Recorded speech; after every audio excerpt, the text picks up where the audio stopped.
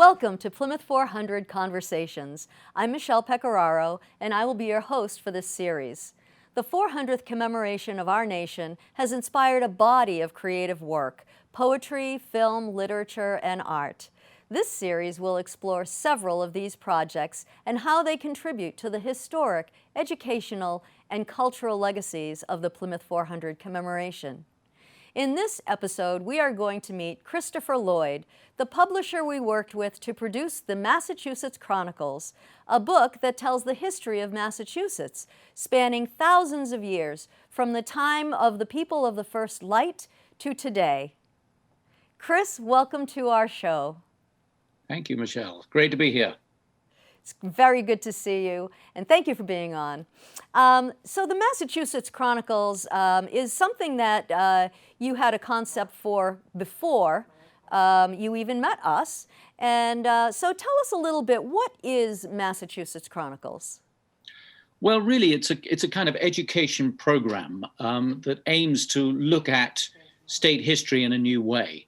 The idea is to create something that's not just about social studies, but that is genuinely cross-curricular. So it's about the history of science, the history of culture, the history of politics, the history of sport, right across the curriculum. Doesn't matter what you're interested in, you'll find it in your state history. That's one of the ideas.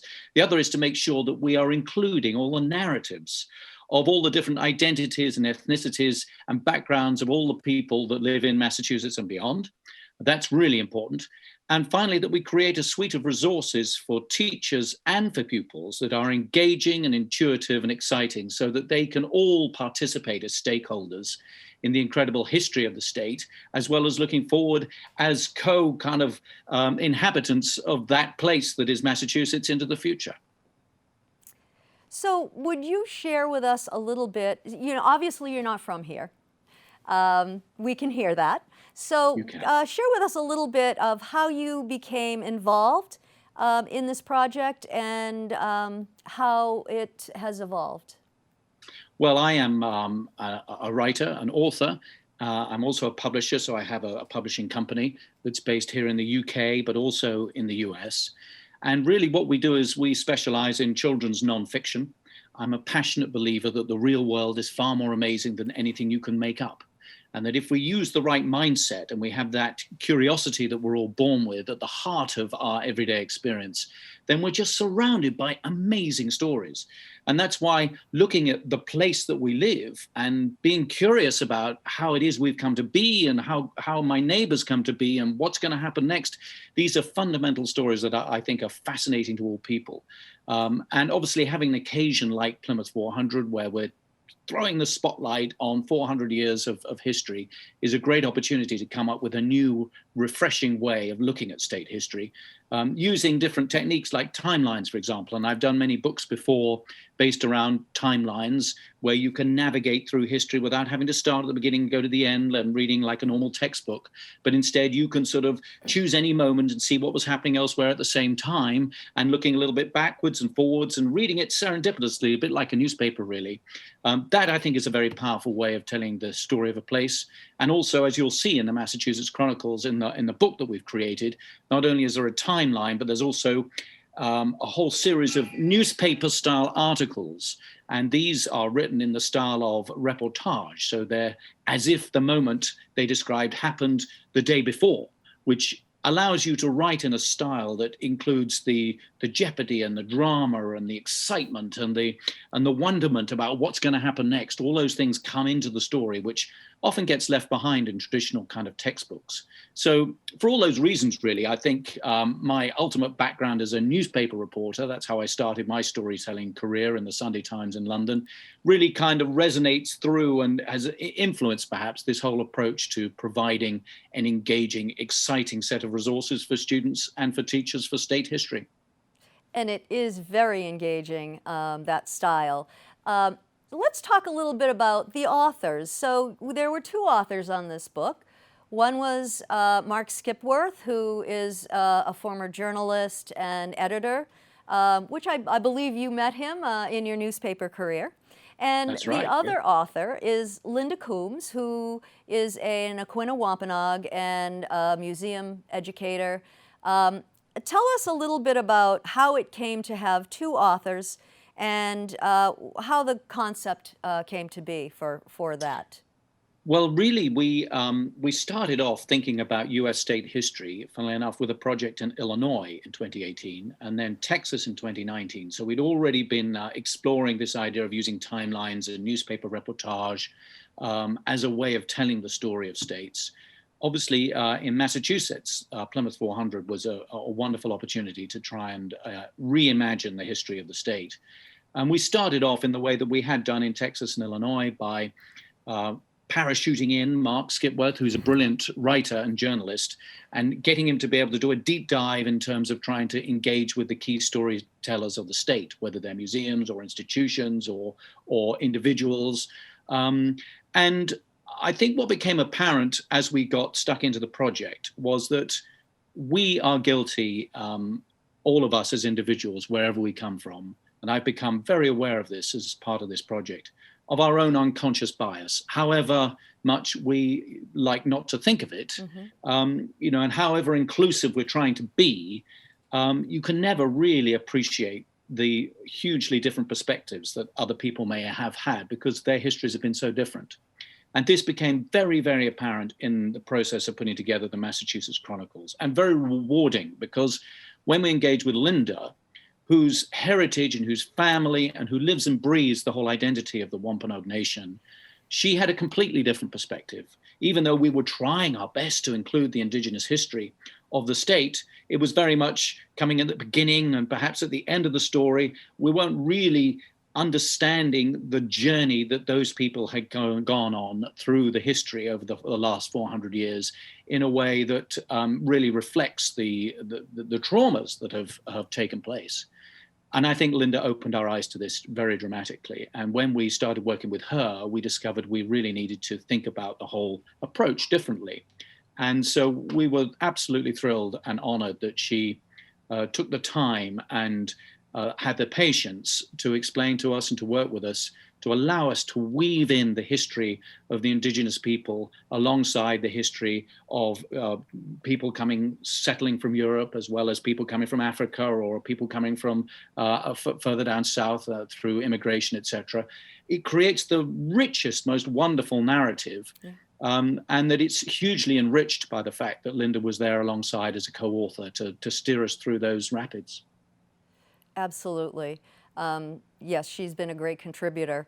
And really, as you know, Plymouth 400's one of our charges is to balance the historic content of this time period that we are representing with the 400th anniversary, but also to really let people know that we all have unintentional biases. We all have, there is cultural trauma for those, for the others, those people who were affected by colonization, who were affected by slavery. So we do know that that happens, and it was wonderful to have that you worked with Linda so closely. We did work with several organizations, and it has been a really wonderful partnership with our organizations. Would you like to talk a little bit about that collaboration and how you navigated through that?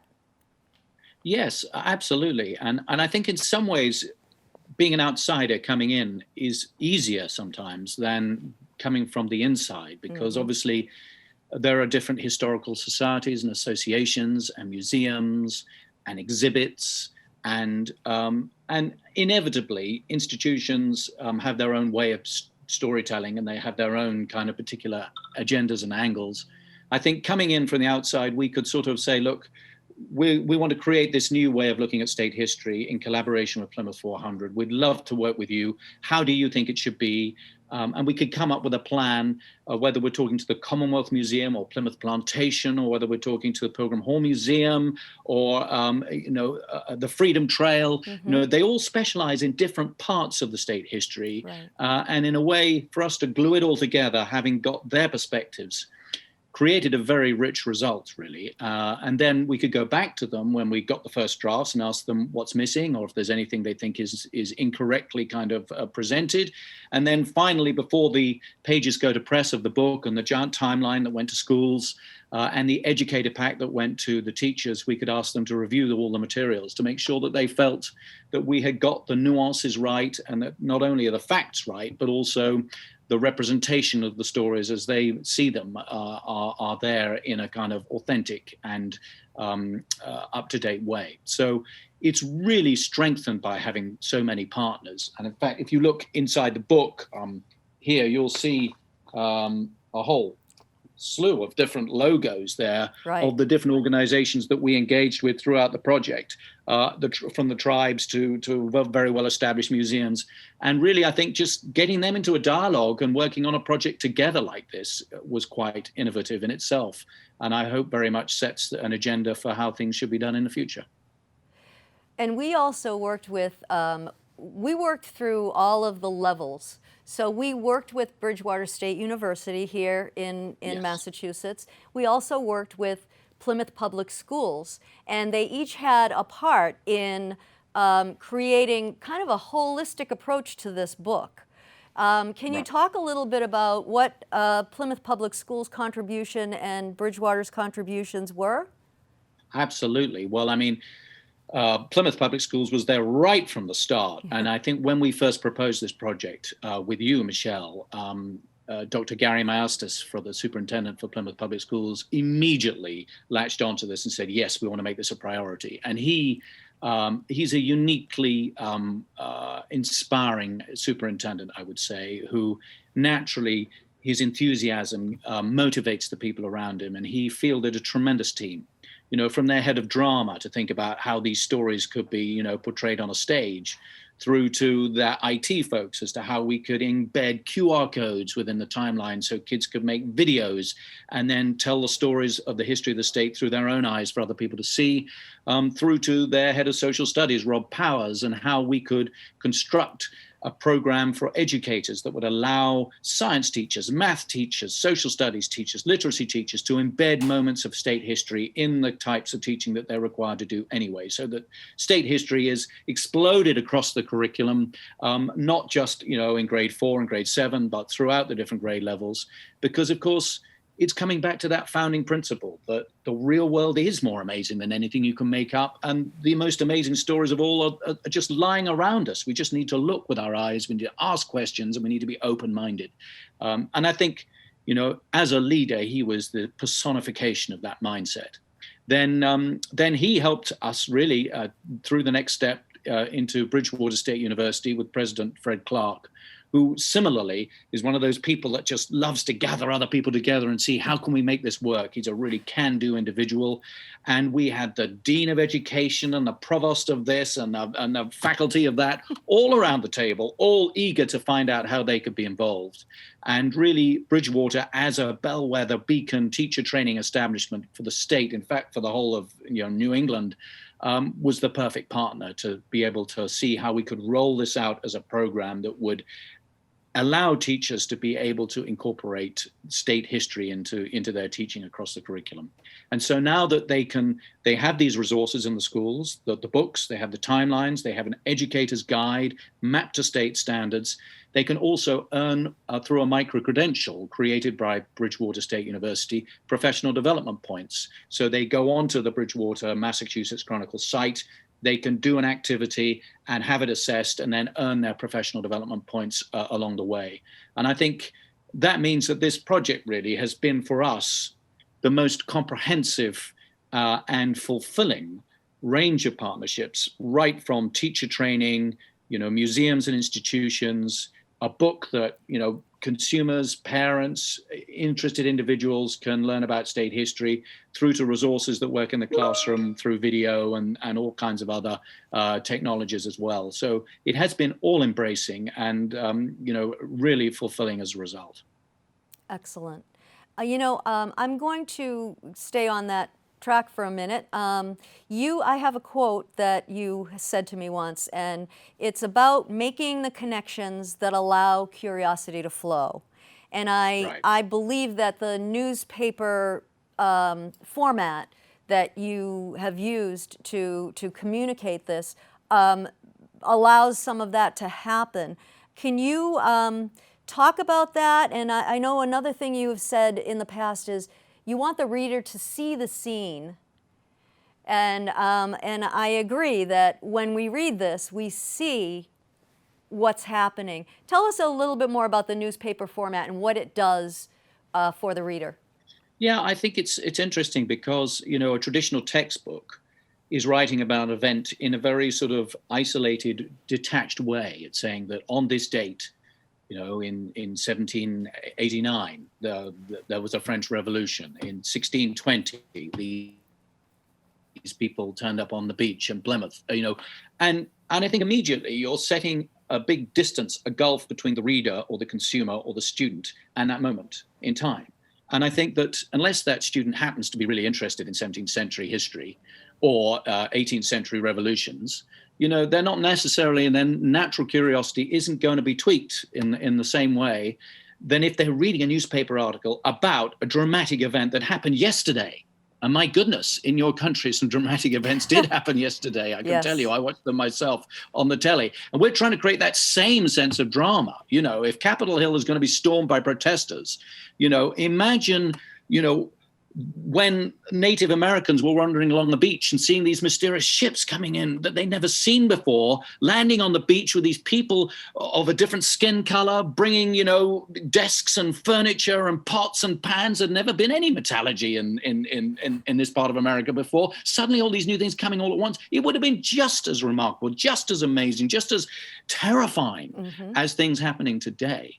And I think what this style of writing does is it tries to use the vernacular of how we consume news today, but apply it to events that were just as momentous to people in the past. And that way, I think you can tap into the way that we're naturally wired.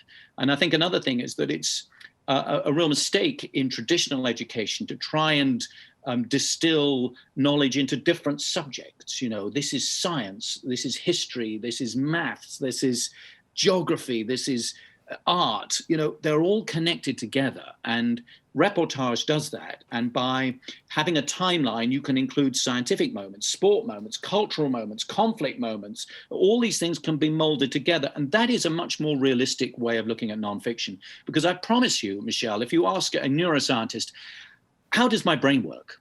They won't tell you that your brain is divided up into different subjects. You don't have a bit of science here and a bit of history here and a bit of math here and geography and music down on the back right. That is fiction.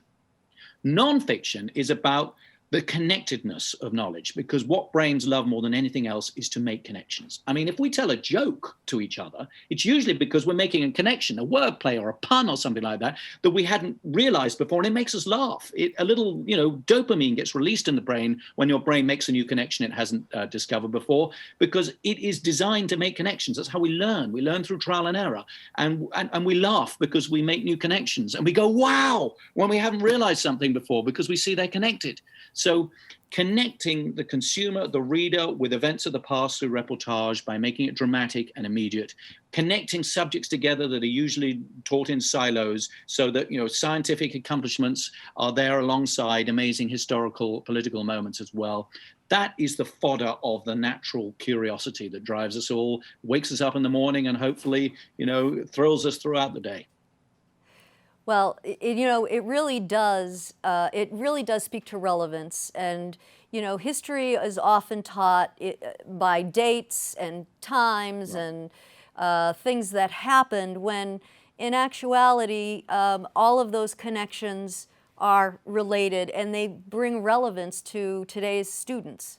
I And think we, so. And I think that I think it's a mistake to think of history as being, you know, in the past tense. This is why, again, the reportage matters, because it does there isn't really any past. The only reality is what we're experiencing today. Now. And therefore, to have a sense of what happened and why we've come to this point and where we're going, a sense of trend, a sense of zooming out to be able to see where we are on a graph, you know, that is the point of the history process. And by putting it into silos and just framing it in dates is a detaching experience rather than an including one. So I think many of the themes that are happening in the States today, the seeds were sown 400 years ago. Of course they were. They were sown 300 years ago, 200 years ago. Mm-hmm. I mean, when the first slaves started to be brought over from Africa, in the 17th, 16th, 17th centuries, you can't understand the history of America without understanding, what happened then. And you can't understand the history of Massachusetts without understanding what happened in 1620, 1630. So when we talk about the history of the state, we don't mean the history of the state as in when the state was formed. Right. We mean the history of the place where the state happens to be today. Right. The location. All of these stories are compelling, and they all have a correspondent that is named, and for some of the articles, as well as the names of contributors derived from the early calendar of the indigenous people of this area. What was your inspiration for this attribute? Well, obviously, as a newspaper journalist or ex-newspaper journalist, the one thing you care about most of all, this is the sad thing about journalists, is your byline. You want it to say by Christopher Lloyd, science correspondent, because your editor ultimately is going to be probably counting out how many articles you had in the newspaper that month and working out whether you're actually worth having on the payroll. So for journalists, funnily enough, the egoism of having a byline really matters. So they get put there at the front of the story, except in The Economist, that magazine where there are no bylines. That makes it rather special, but otherwise. So it's part of the vernacular to have a byline. And the traditional types of correspondence are war correspondence or science correspondence or politics correspondence, and we have them throughout the Massachusetts Chronicles. But when it came, part of Linda's beautiful sort of poetic influence was that, of course, the indigenous people, the natives, they didn't have the same sense of time as we do. And they didn't have watches, and they didn't sort of watch the sunbats in the same way that we do, and divide the day up into different angles of the sky. So she would have harvest time, or the time of high noon, or rising tides. The things that you can observe around you that are changing would become the anchors around which you measured time, and that's reflected in the kind of language used for the correspondence, as it were, or the articles to do with native people. And I think just by doing that, she's creating an empathy and an understanding of a different culture that's then woven together with the more westernized European style of thinking about time and place that we're familiar with. And I think that's very powerful in itself. It is. And there is a lot in a very small space in this book. There's a Massachusetts honor roll at the back, and given greater space, there are some illustrious people in that. But who else might you have included if you had more space or time to do that? Well, this is one of the disciplines of print-based publishing, is that, you have a certain number of pages, you have a certain amount of room, and you have to design things and editorialize things in a way that shapes the stories that you think will make them appropriate for your audience. That requires choices. And we did include 30 or 40 people in the honor roll, 100 moments on the timeline, 60 newspaper stories. And I like to think that anybody looking at the book and the giant timeline, which I have one here that goes into the schools, which is rather exciting. It's not very good on Zoom, but you can see it's about 12 feet long. And it does the history of Massachusetts in a huge, great wall chart, which is rather fun. But anybody looking at that, I'm hoping they will find everything they would expect to see, and then they will also find things they didn't know about or had forgotten about. Because I think if we can get that balance of making sure that we've not missed out anything obvious and iconic, and I hope very much that's the case, and at the same time include things that people didn't know about or had forgotten about, or maybe, as Linda would say, when it comes to the indigenous history, it's not about revisionist history putting these things. It's about putting the things that have been left out. That's right. So that's why I'm so pleased that we, I think, managed to do a lot of that. Of course, if we'd had more time to work, on the ground and more space, we could have perhaps included other people you may never have heard of, the people that history's forgotten, or, history tends to be written by the winners, doesn't it? So they're the ones who have the documents and have the honors and who make the most noise. It would be lovely to be able to go in and find people you'd never heard of, who have made a big difference and can inspire young people today. And I'm sure with more time and more space, that's where we would have focused our efforts even more. But still, this is really designed to be an overview, not an absolutely comprehensive kind of bit by bit history of everything. But there is a very important role to play in having an overview, because the kids of tomorrow can fill in the gaps. And at least they've got a structure, they've got an architecture, they've got a timeline, they've got, the teachers can say, okay, here's 100 moments in state history. What 10 moments would you put in that are missing? And every student will come up with a different list of 10 moments. And they'll all learn from each other. And because they're interested in different things, they will naturally gravitate towards different topics, whether it's sport or science or music or art. We haven't got enough music and art in there, I don't think.